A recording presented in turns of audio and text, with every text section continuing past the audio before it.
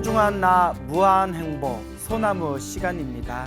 여러분들 만나 뵙게 되어서 반갑습니다. 오늘도 여러분들에게 아주 재미난 이야기 또 전해드릴까 합니다. 오늘 여러분들께 들려드릴 이야기는 저와 개인적으로 이렇게 친분이 깊은 스님이 계세요. 부산의 열애선언이라는 포교당에 그 효산 스님이라고 계시거든요.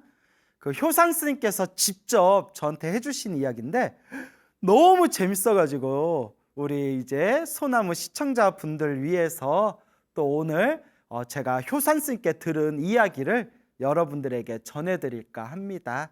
여러분들도 제가 느꼈던 것만큼 좀 재밌으셨으면 좋겠네요.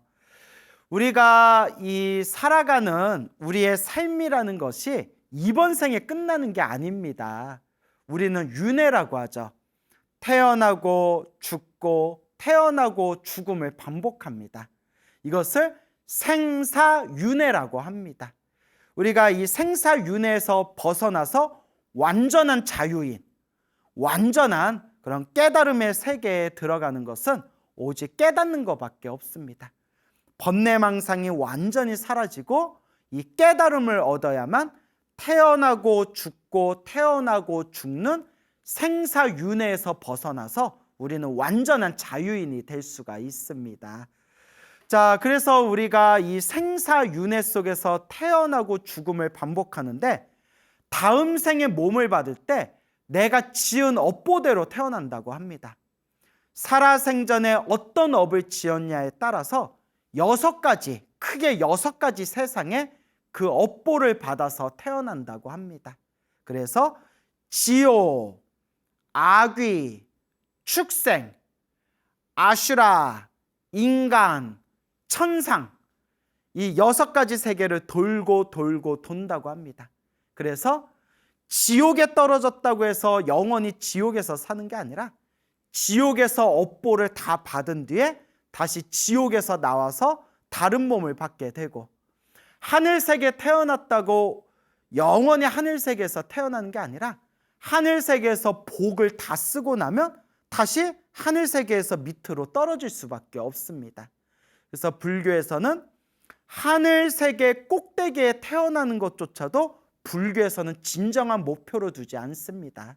결국 하늘세계에 태어나는 것도 생사윤회, 윤회를 돌고 도는 하나의 윤회의 세상에 불과할 뿐입니다. 내가 지은 업보 따라서 다음 생에 몸을 받는데 우리가 불교를 공부하면 이런 내용이 나옵니다.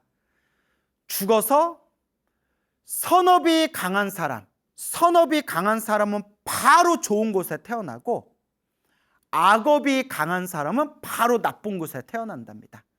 그러니까 중간 과정이 없이 선업이 강하면 바로 좋은 데로 태어나고 악업이 강하면 바로 나쁜 데로 태어난답니다.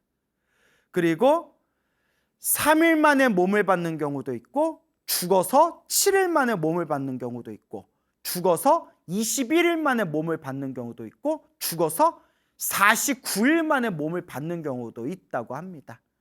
또 중간 과정에서 또 자기가 지은 업보 따라서 또 실제로 염라대왕을 만나서 염라대왕 앞에서 또 심판을 받는 경우도 있다고 합니다. 그래서 불교 교리 안에도 이와 같이 여러 가지 복잡한 여러 가지 내용들이 담겨져 있습니다. 다만 중요한 것은 내가 지은 업보대로 다음 생에 몸을 받게 된다. 그리고 또 희한한 게 그 죽었다 살아난 사람들 이런 이야기를 보면 저승사자가 찾아와서 데려갔다라는 것을 체험하신 분들도 있고요.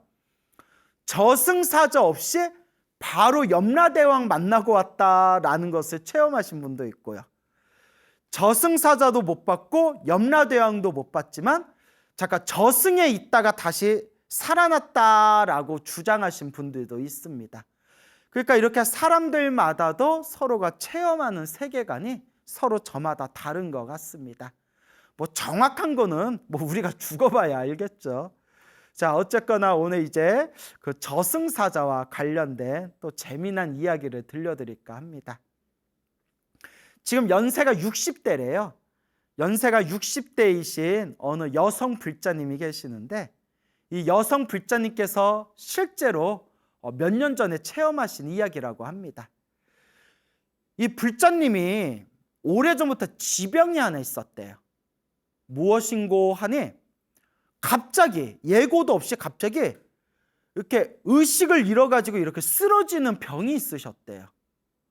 그렇게 갑자기 의식을 잃어서 쓰러지다가 뭐 몇 분 후나 몇 시간 후에 다시 이렇게 깨어나는 겁니다. 그런데 사람이 뭐 한두 번도 아니고 어느 날 갑자기 자기도 모르게 이렇게 의식을 잃어서 쓰러지는 그런 지병이 있다면, 고질병이 있다면 얼마나 우리가 살아가는데 무섭고 두렵고 또 얼마나 근심이 많겠습니까?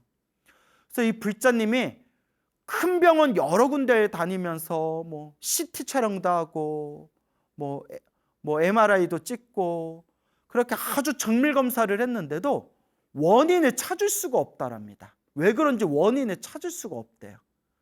우리가 뭐 특별히 육체적으로 원인을 못 찾으면 우리가 흔히 하는 말이 뭐 스트레스성이다, 뭐 심리적으로 문제가 있는 것 같다, 뭐 이렇게 또 말을 많이 붙이지 않습니까? 그러니까 이 불자님도 갑자기 그렇게 쓰러져서 의식을 잃어버리는 병이 있는데 병원에서는 그냥 아무 문제가 없고 원인을 찾을 수가 없더랍니다. 그러던 어느 날이었어요. 어느 날 이 불자님이 갑자기 의식을 잃어서 쓰러졌는데, 아이고, 이번에는 사단이 난 거예요. 이번에는 깨어나질 못하고 며칠 동안 의식을 잃은 상태로 있더래요. 그래서 이제 큰 병원에 가서 중환자실에 누워가지고 중환자실에 누워 있어서 그렇게 이제 검사도 받고 치료도 받은데 의식을 깨어날 줄을 모르더랍니다. 예전에는 뭐 몇 시간 만에도 깨어나고 했는데 의식을 잃은 상태에서 중환자실에 누워가지고 일주일 정도가 휙 지났대요. 근데 이제 일주일 정도가 지나면서 넘어가면서 자꾸 맥박이랑 이 심장의 박동이 이제 점점 힘이 약해져서 뚝뚝뚝뚝 자꾸 떨어지더래요. 점점 이제 맥박하고 심장이 점점 떨어지더랍니다. 그러니까 의사가 심각하게 고민한 끝에 가족들을 부릅니다. 가족들을 불러서 끝까지 최선은 다하겠지만 마음의 준비를 하십시오. 상황이 굉장히 안 좋습니다. 마음의 준비를 하시기 바랍니다. 이제 차후의 문제를 고민하시기 바랍니다. 라고 이제 의사가 솔직하게 얘기를 하더랍니다. 그러다가 이제 가족들도 막 심란하고 이거 어떻게 해야 되지 하고 있을 때 며칠 만에 이 불자님이 눈에 딱 뜬 거예요. 의식이 돌아왔어요. 난리가 났겠죠. 뭐 엄마 깨어났네, 뭐 여보 일어났네, 너무 다행이다 하면서 이제 그 가족들이 다들 이제 기뻐했겠죠. 근데 이제 나중에 그 불자님이 아주 놀라운 이야기를 하더랍니다. 자, 그 불자님이 하시던 말씀이 병원에 누워 있을 때, 의식을 잃고 있었을 때 그 사이에 아주 생생한 꿈을 꿨대요. 아주 생생한 꿈을 꿨는데 여기가 어딘지도 알 수 없고 시간도 전혀 느끼지어지지 않는 그런 어떤 시커먼 곳에, 엄청 드넓은 시커먼 곳에 시커먼 강물이 흐르고 있더래요. 강물이 아주 껌껌한 새까만 곳에 엄청나게 큰 강물이 흐르고 있는데 그 강물 위에 자기가 하얀 옷을 입고 이렇게 걸어가고 있더래요. 하염없이 걸어가고 있는데 여긴 어디지? 난 누구지? 이제 이러면서 시커먼 곳에 검은 물이 흐르는 그 위를 하얀 옷을 입고 이렇게 그냥 하염없이 걷고 있는데 주변을 보니까 숫자를 헤아릴 수 없는 수많은 사람들이 하얀 옷을 입고 같이 그 검은 그 강 위를 함께 이렇게 걸어가고 있었답니다. 도저히 시간과 공간도 느껴지지 않는 곳에서 하얀 옷을 입은 수많은 사람들과 함께 검은 물을 이렇게 건너오고 있는데 저 눈앞에 아주 하얀색 거대한, 엄청나게 거대한 문이 보이더래요. 큰 문이 보이더래요. 엄청나게 큰 하얀색 문이 보이는데 그 하얀색, 그 온통 하얀색 그 문에 사람들이 그 안으로 쑥 하고 들어가더래요.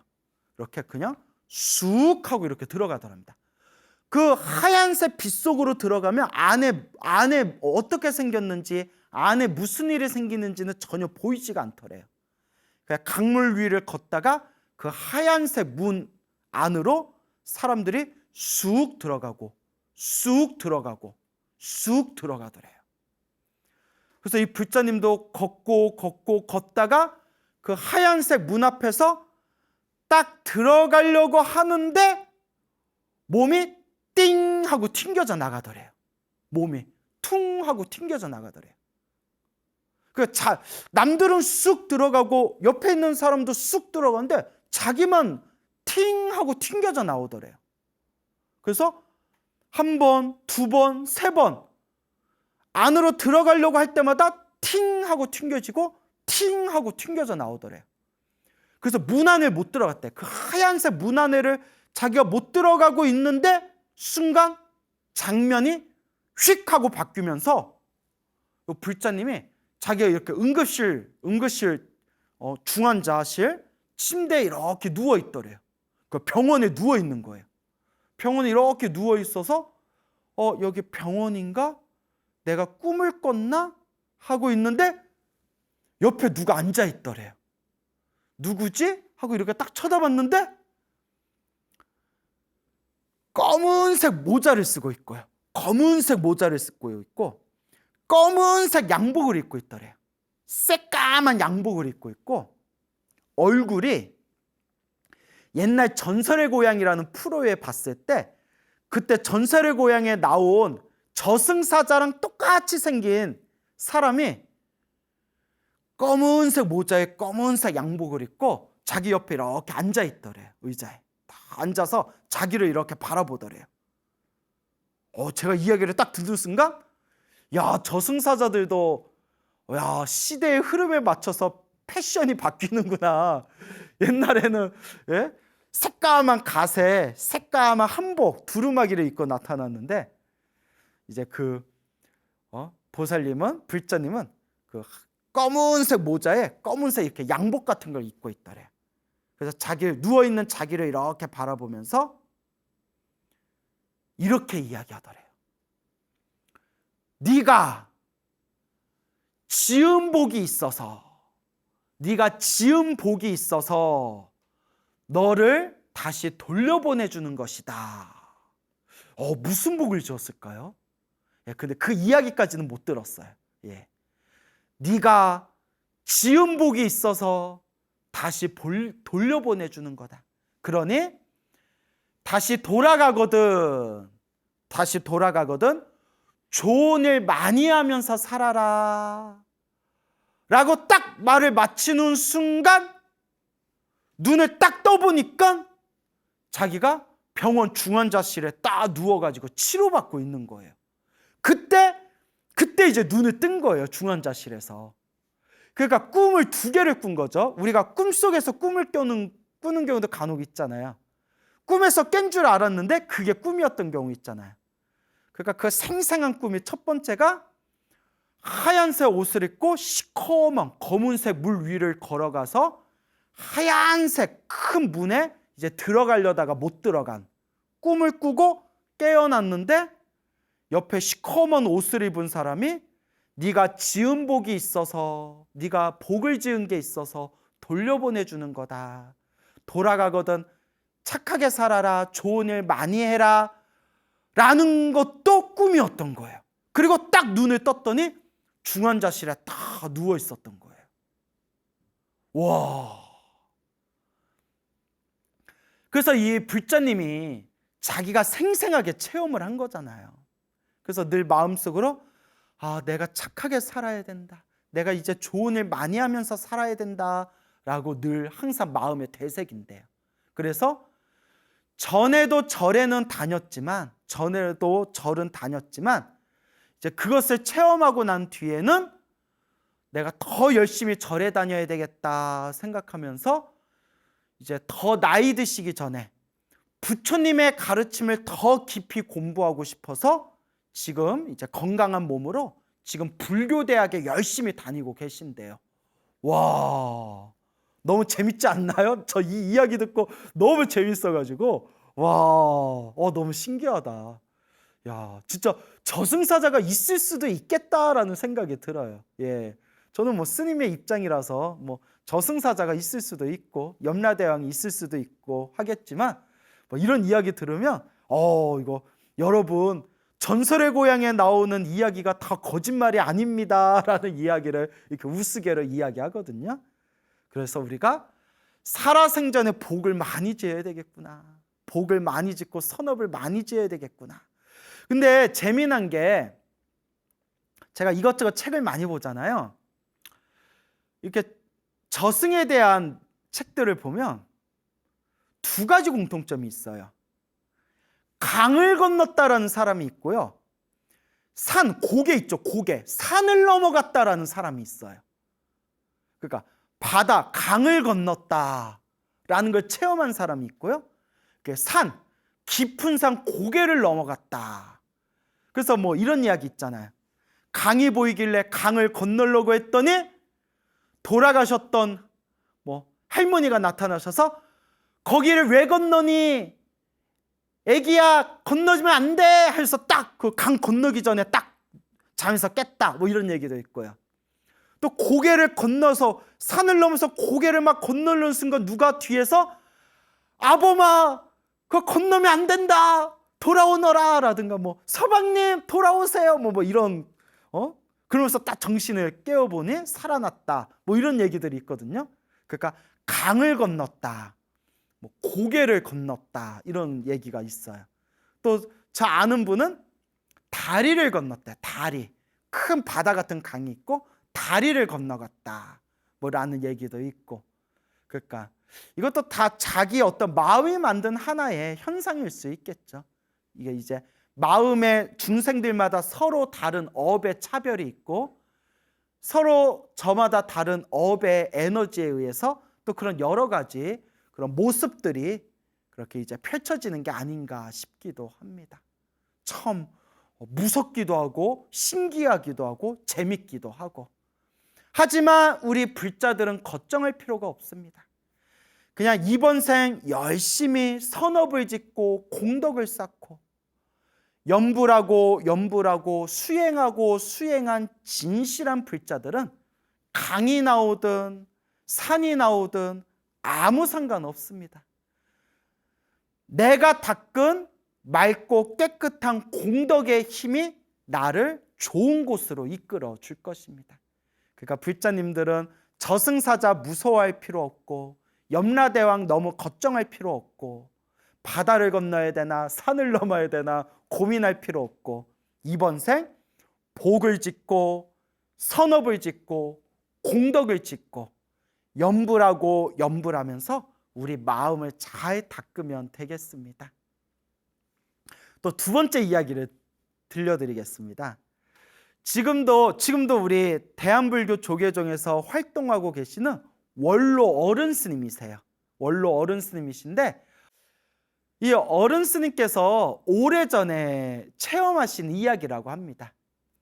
이 스님께서 이렇게 종단에서 활동하시고 널리 이렇게 전법 포교를 위해서 활동하신 어른 스님이신데 오래전에 그 캄보디아 아시죠? 캄보디아에 큰 어떤 행사가 있었다고 합니다. 아주 큰 행사가 있어서 그 몇 분의 스님들하고 함께 그 캄보디아의 행사에 참석을 하셨대요.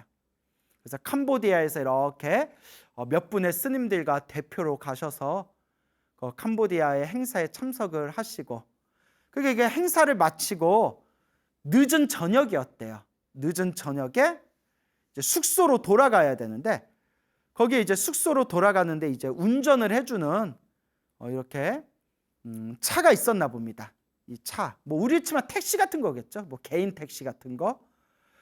거기에 이제 차에 뒷좌석에 이렇게 탔는데 운전기사분이 이렇게 이제 운전을 해서 이제 숙소로 들어가는데 운전을 하면서 또 뭐 캄보디아는 이렇게 이제 조금만 외지로 나가면 막 시커멓대요. 막 껌껌하대요. 뭐 우리나라처럼 뭐 휘황찬란하지 않고.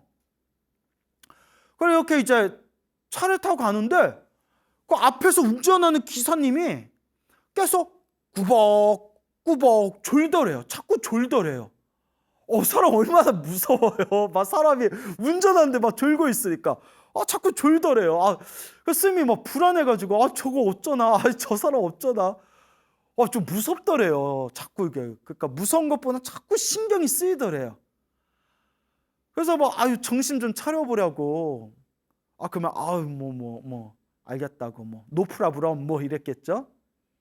근데 계속 꾸벅꾸벅 졸다가 그 옛날 시골길 같은 다리가 있었대. 철근으로 얼키설키 철근하고 철사로 막 이렇게 만든 그런 작은 다리가 있었는데 그 다리를 앞에 두고 다리의 난간에 차가 그대로 그냥 충돌을 해버렸대요. 그 완전 대형 사고가 났대요. 차가 완전 박살이 날 정도로 그냥 들이박은 거예요. 그러니까 졸았던 거예요. 그 밤에 뭐 하다가 그렇게 낮잠이라도 자든가. 정말 무섭죠. 졸음운전이 정말 무섭습니다. 그냥 차가 완전 박살이 나가지고 그 다리 난간, 철로 된 난간이 그대로 그냥 박아버렸는데 그때 긴 철근 있죠. 뾰족한 긴 철근이 차의 앞 유리창을 뚫고 그대로 비스듬하게 철근이 그대로 스님 가슴을 뚫었대요. 스님 가슴을 푹 찔렀는데 찌르고 덜컹거리면서 스님이 이제 정신을 딱 잃었는데 나중에 깨어나서 의사가 하는 얘기가 그 철근, 날카로운 철근이 그대로 비스듬하게 창문을 뚫고 스님 가슴을 찔렀는데 다행히 한 몇 센티미터 푹 들어갔는데 조금만 더 들어갔으면 생명 위급할 뻔했대요. 그러니까 이렇게 살 안까지만 이렇게 푹 들어가고 그 뼈를 뚫고 깊숙이는 안 들어간 거예요. 와, 진짜 천재지우죠. 의사가 조금만 더 들어갔으면 정말 위험할 뻔했다. 정말 이건 기적이다. 행운이다. 막 럭키 막 이랬겠죠. 제가 아는 영어가 럭키밖에 없어서. 그래서 근데 그때 스님이 이제 정신을 잃었거든요. 충격에 정신을 잃었는데 다행히 날카로운 철근이 가슴에 살짝 살을 찍고 들어가기는 했지만 깊숙이는 안 들어갔는데 그 짧은 순간 정신을 잃었을 때 생생한 꿈을 꾸셨대. 생생한 꿈을. 이렇게 꿈들을 잘 꿔요. 한국이었대. 한국에 이렇게 당신의 방에서 이렇게 한낮에 편안한 낮에 화창한 날씨에 방에서 이렇게 쉬고 있는데 누가 이렇게 찾아왔대요. 똑똑하고 찾아왔대요. 누구지? 이렇게 문을 열어줬는데 누가 이렇게 웬 남잔가 여잔가 하여튼 어떤 사람이 찾아왔대요. 사람이 이렇게 찾아와서 안녕하세요. 저희 동사무소에서 나왔습니다. 호구조사 때문에 왔습니다. 막 이러더래요. 그러시냐고. 예, 저희 조사할 게 있어서요. 저희 동사무소에서 나왔는데요. 예, 저 직원인데요. 혹시 홍길동님 맞습니까? 홍길동님 하고 물어보더래요. 스님 속명을 물어보더래요. 뭐뭐 스님 하고 물어보는 게 아니라 뭐 동사무소에서 왔다니까. 그러니까 가명으로 이제 홍길동님 맞습니까? 하고 자기 이름을 딱 물어보더래요. 그래서 예, 홍길동입니다. 예 하려는 순간 입 밖에 딱 예라고 하려는 순간 머리가 그때 왜 그런 생각이 난지 모르는데 꿈속에서 머리에서 이거 대답하면 안 돼! 라고 딱 느낌이 딱 오더래요. 촉이 딱 오더래요. 그러니까 느낌이 제가 요 어른 스님이 기도를 많이 하셨대요. 이렇게 널리 이제 불사도 하시고 포교당도 하시고 전법 포교하시면서 기도를 좀 많이 하셨대요. 당신이 기도를 굉장히 많이 하셨다는데 그 기도발의 힘이 아니었을까 싶어요. 그 순간 딱 머릿속에 대답하면 안 돼라는 생각이 딱 들더래요. 그래서 네 라고 하려다가 이렇게 막 얼버무렸대요. 대답을 안 했대요. 그러니까 직원이 홍길동님 맞습니까? 대답해 주세요 해서 자꾸 대답하라니까 순간 아닙니다 이랬대요. 자기 이름을 불렀는데 아닙니다 이랬대요. 아닙니다. 그러니까 동사무소 직원이 당황하면서 홍길동님 아니세요? 여기 맞는데 주소가 여기 맞는데 홍길동님 아니세요? 아닙니다 하고 이거 막 계속 대답을 안 했대요. 그러니까 이상하다. 이럴 리가 없는데. 이상한데. 그리고 3번을 물어보더래요. 3번. 홍길동님 아니세요? 홍길동님. 스님이 3번을 물어본데 대답을 안 했대요. 끝까지 대답을 안 하니까 직원이 당황해하면서 이상하네 하면서 잠에서 딱 깼대요. 그리고 의사가 나중에 이게 조금만 더 깊이 들어갔으면 생명이 위급할 뻔했습니다. 이렇게 대형 사고가 나는데 이 정도로 끝난 거 정말 대단한 겁니다. 기적입니다. 그리고 옆에 같이 타셨던 분은 굉장히 크게 다치셨는데 다행히 생명은 사셨대요. 다행이죠. 근데 엄청 크게 다치셨대요. 근데 스님은 그 철사가 가슴을 뚫고 들어왔지만 가까스로 이제 안에서 딱 멈춘 거예요. 위급하지 않을 정도로. 나중에 어른 스님께서 하시는 말씀이 옛날 어르신들 하는 말씀이 저승사자가 우리 죽을 때 저승사자가 찾아오면 아무개야라고 이름 3번을 부른대요. 이름 3번 부를 때 예이 하고 대답하면 데려간다는 거예요. 우리 전설의 고향에 그런 내용 있고, 여러분 이런 내용 있잖아요. 우리 예전에 이런 책 같은 데 보면 누가 저승사자가 3번 부르면 대답하지 말아라. 막 이런 얘기 있잖아요. 그리고 막 이거 무서운 얘기인데 산에 혼자 걸을 때 뒤에서 정체를 알 수 없는 사람이 내 이름을 3번을 부르면 저 뒤돌아보지도 말고 대답하지도 말아라. 이런 공포 이야기 있거든요. 그러니까 그 스님께서 저승사자가 찾아오면 데려가려는 사람 이름을 3번 부른다는데, 그때 꿈에서 동사무소 직원이란 사람이 자기 이름 물어봤을 때 예 하고 대답했으면 야 이거 나 이거 저승에 가는 거였나? 뭐 이런 얘기를 하시더래요. 근데 우리 전설의 고향에 이런 이야기 있지 않습니까?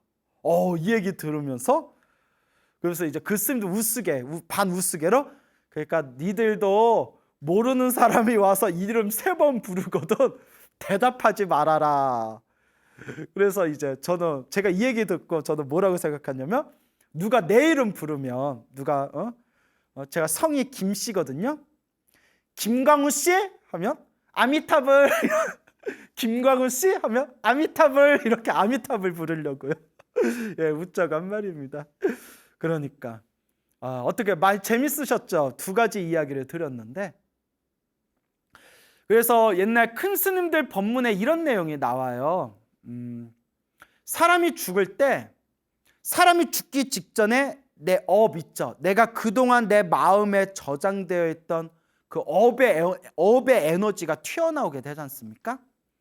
그래서 활활 타오르는 불, 활활 그냥 화탕지옥처럼 활활 타오르는 불을 보거나, 끔찍한 그런 악귀들, 귀신들이 사람이 죽기 직전에 활활 타오르는 불을 보거나 흉측한 악귀들, 귀신들이 보이면 그거는 지옥에 떨어지는 징조라고 합니다. 지옥에 떨어지는 징조. 그래서 여러분, 사람이 죽기 전에 이거 불자님들 꼭 알아두세요. 이거 중요한 겁니다. 사람이 죽기 직전에 막 손발을 휘저으면서 막 눈을 부릅뜨고 막 손을 휘저으면서 막 왜 그래요? 날 잡으러 와. 막 불이 보이고 막 귀신들이 나 잡으러 와. 막 이런 사람들이 있어요, 실제로. 그럴 때 아이고 이거 막 지옥으로 끌려가나 보다. 그때 간절하게 염불해 주래. 귀에다 대고 자 오직 부처님한테 집중하세요. 그 눈앞에 보이는 귀신들 보지 마시고 오로지 부처님한테 집중하세요 하고 아미타불 계속 염불해 주래요. 그게 이제 큰 스님들 법문에 나와요. 그래서 큰 불이 보이거나 막 악귀들이 보이면 지옥에 떨어지는 징조고, 막 이렇게 막 새가 보이거나 무슨 이렇게 짐승이 보이거나 큰 들판 있죠. 큰 들판이 보이거나 큰 들판에 그러면 이제 축생으로 태어날 확률이 크대. 축생. 그리고 돌아가신 조상님이나 돌아가신 어른이 보이는 게, 뭐 돌아가신 할아버지 할머니가 어서 와, 이제 떠나야지 어서 와 한다든가, 그러니까 옛날에 죽었던 분이 보이는 경우에는 이제 다시 사람으로 태어날 확률이 크답니다.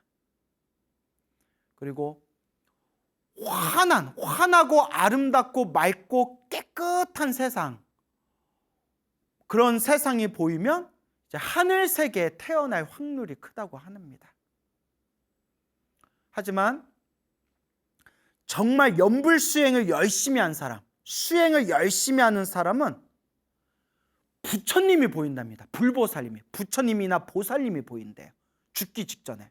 그거는 극락세계로 데려가는 거랍니다. 와, 대박. 저도 죽을 때 부처님이 좀 마중 나오셨으면 제 인생의 소원이었겠네요. 예, 열심히 염불해야겠죠. 그래서 명심하세요, 여러분. 우리가 저승사자를 만나고 염라대왕을 만나서 염라대왕 앞에서 심판을 받게 되지 않습니까? 그래서 여러분, 불교설에 보면 이런 내용이 나와요. 살아생전에 금강경, 법화경 기도를 많이 한 사람들은 염라대왕이 자리에서 일어나서 마중 나간답니다. 염라대왕이. 그런 불교사라가 엄청 많아요, 여러분. 그러니까 몇십 개가 있어요. 그대는 살아생전에 무슨 공덕을 지었소? 예, 평생 금강경을 독송했습니다 하면 염라대왕이 벌떡 일어난대요. 참으로 훌륭하십니다. 훌륭하십니다. 그래서 심지어는 이런 내용이 나와요. 저승사자가 사람을 데리고 염라대왕 앞에 갔는데 염라대왕이 그대는 살아생전에 금강경을 많이 읽어서 그대 명이 좀 남아가지고 다시 돌려보내주겠소. 금강경 더 열심히 읽으시오 하고 돌려보냈더니 이 사람이 집에 돌아와서 저승사자한테, 저승사자님, 저 왔다 갔다 저승길 데려다줘서 고마운데 제가 은혜를 어떻게 보답할까요? 하니까 저승사자가 이렇게 얘기하더래요. 정 그러시면 저희를 위해서, 저희가 저승사자로 사는 거는 전생에 업보가 많아서 그렇습니다. 그 업보를 닦기 위해서 지금 저승사자로 저 봉사활동하고 있는 겁니다. 그러니 금강경 한 번씩 읽을 때마다 저희들을 위해서 금강경 공덕을 저희들에게 회양해 주십시오. 그러면 저희들이 큰 복을 받게 됩니다. 라는 그런 불교서라도 나옵니다. 그리고 또 법화경 기도를 열심히 했던 사람이 염라대왕을 만났는데 염라대왕이 그대는 살아생전에 좋은 일도 많이 안 하고 승깔도 들었고 나쁜 짓도 많이 했네. 지옥이다 이러니까 아이고 억울합니다. 저는 그래도 다른 건 몰라도 법화경은 열심히 제가 외웠습니다 하니까 염라대왕이 깜짝 놀라면서 아이고 실수했다. 하마터면 법화경 공덕을 쌓은 사람을 지옥에 보낼 뻔했구나. 아이고 큰일 날 뻔했다 하면서 아우 다시 돌려보내 줄 테니 법화경 열심히 기도하시고 제발 다시 올 때까지 제발 좋은 일 좀 많이 하십시오 뭐 했다는 그런 믿거나 말거나 불교설화 이야기가 굉장히 많아요. 그래서 이런 내용이 나옵니다.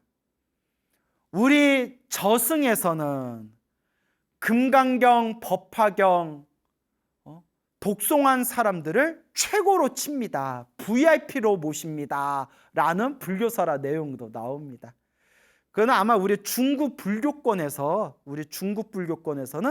기본적으로 금강경, 법화경을 되게 좋아했기 때문에 이런 영엄설화가 많이 생긴 게 아닌가 싶습니다. 예. 그러니까 여러분들도 금강경, 법화경은 저승사자들도 부러워하고 염라대왕도 자리에서 벌떡 일어나서 마중 나갈 정도로 금강경, 법화경 기도한 사람들 최고로 친다니까 여러분들 열심히 그렇게 부처님 가르침 닦으시기 바랍니다. 그런데 평생 극락왕생 아미타 부처님 극락세계에 태어나기를 발언하면서 아미탑을 연불한 수행자들은 죽어서 저승사자도 안 만난대요. 죽어서 염라대왕도 안 만난대요. 극락세계에 태어나기를 발언하면서 오직 연불한 불자는 저승사자도 패스, 염라대왕도 패스, 아미타 부처님과 관세음보살님과 대세지보살님이 직접 마중 나가신대요. 선제로다 선제로다 평생 연불수행을 했으니 그 공덕의 힘으로 마땅히 아미타 부처님과 보살님의 인도를 받아서 저 연꽃세상에 태어나리라. 그래서 연불을 열심히 한 사람들은 그냥 하이패스로 부처님의 마중을 받으면서 극락세계로 바로 태어난다라는 또 내용이 나옵니다. 어떤 기도를 하든 부처님을 향한 간절한 기도는 하나로 통합니다. 천수경도 좋고 지장경도 좋고 금강경, 법화경도 좋습니다. 아미타불 연불도 좋고 관세음보살 연불도 좋고 지장보살 연불도 좋습니다. 하지만 꼭 명심하십시오. 우리는 언젠가 죽습니다, 여러분.